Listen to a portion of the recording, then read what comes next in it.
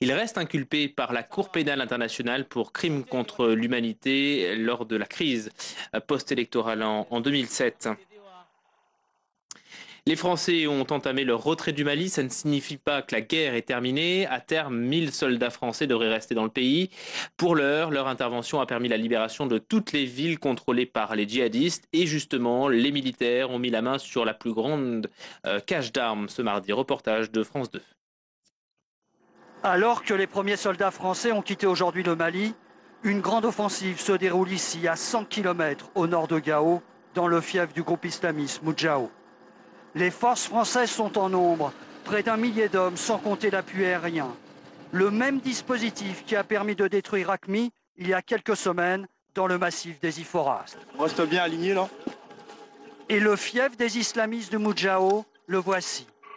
Une vallée de 6 km sur 2, qu'il faut fouiller et refouiller en véhicules blindés, mais aussi à pied, car rien ne remplace l'observation humaine. Très vite, une première cache est découverte. Là, on a un lit. Ici, on a un second lit. On a plusieurs caisses éventrées. Et on a des caisses qui sont fermées, qui, a priori, dans lesquelles il y aurait du matériel, sur les caisses armement. Ce qui est très important pour moi, parce que c'est rare, c'est de trouver un poste radio comme ça, là.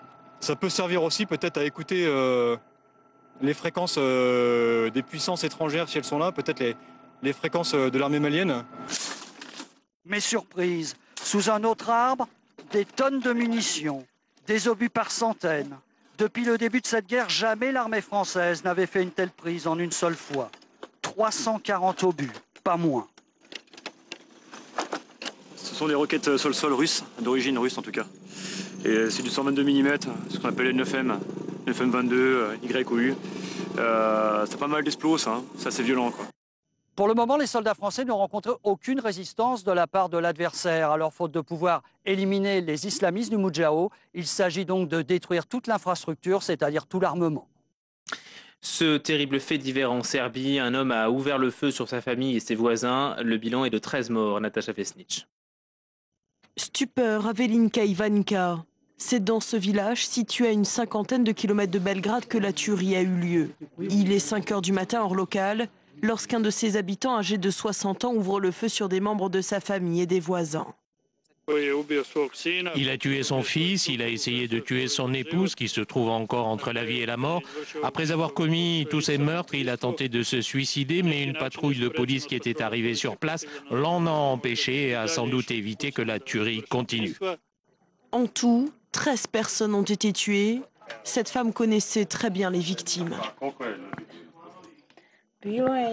2, 3, 4, 5, 6, 7, 8 des personnes qui ont été tuées sont sur cette photo. Dans le village, tout le monde connaissait l'auteur de ces meurtres, mais personne n'arrivait à expliquer son geste. C'était quelqu'un de gentil, de normal, un bon voisin. Dieu seul sait ce qui lui est arrivé. Selon la police, le forcené a participé à la guerre de Yougoslavie, mais rien dans sa vie quotidienne ne laissait présager cette tuerie. En France, c'était annoncé, c'est confirmé. Le PS annonce l'exclusion de l'ancien ministre du Budget Jérôme Cahuzac. Ces aveux ébranlent toujours la classe politique. Le gouvernement annoncera ce mercredi les mesures pour moraliser la vie politique. Parmi les pistes évoquées, la fin du cumul mandat-profession. Hélène Hugues. Ils sont de moins en moins nombreux à continuer d'exercer un métier tout en étant députés. Jean-Louis Touraine est toujours médecin le quart de son temps. Et ça a beaucoup d'avantages. D'abord, de garder le contact avec les malades que l'on connaît depuis longtemps, et puis de nourrir la réflexion pour l'Assemblée nationale à partir de la vraie vie. D'autres ont fini par renoncer à leur métier pour se consacrer à leur mandat. C'est difficile de mener les deux de front, pas seulement sur les questions de conflit d'intérêts, mais aussi sur les questions de disponibilité. Vous avez arrêté de travailler quand vous êtes devenu député? Seulement quand je suis devenu député, parce que je ne pouvais pas être vendeuse dans le sentier comptable d'ailleurs, parce qu'entre-temps j'ai fait des cours du soir, là je suis devenu comptable. Une grande majorité de députés vient aujourd'hui de la fonction publique. Conséquence, l'Assemblée nationale est de moins en moins représentative de la société française.